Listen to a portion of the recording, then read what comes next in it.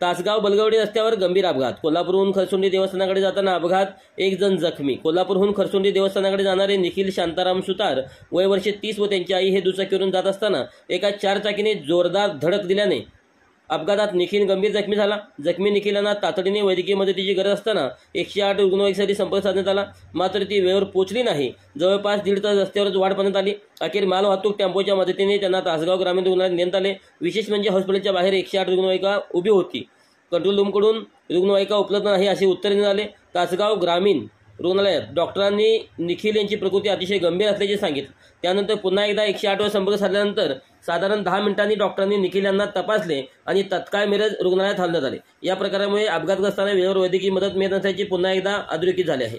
प्रशासनाने या प्रकरणाची गंभीर दखल घ्यावी आणि 108 रुग्णवाहिकेच्या सेवेत सुधारणा करावी अशी मागणी नागरिकांकडून होत आहे। आज दिनांक 25 रोजी दुपारी 2च्या सुमारास तासगाव बलगवडे येथे 2 व्हीलर व 4 व्हीलर अपघात झाला असता रुग्णवाहिकेची वाट पाहून पूर्णपणे पेशंट बेशुद्ध झाला व तिथून 108 ॲम्ब्युलन्सला फोन केल्यानंतर त्यांच्या कंट्रोल रूममधून अशी माहिती मिळते की तिथं 108 रुग्णवाहिका अवेलेबल नाही।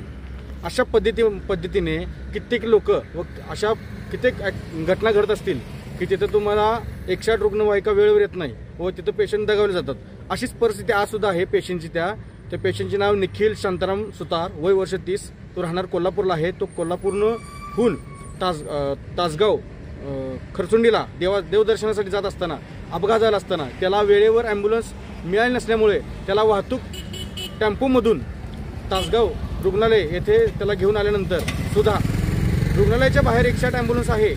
108 ॲम्ब्युलन्सला रुग्णवाहिकेच्या ॲम्ब्युलन्सला ड्रायव्हरला विचारल्यानंतर तो ड्रायव्हर सांगतो की तासगावसाठी एकच ॲम्ब्युलन्स आहे।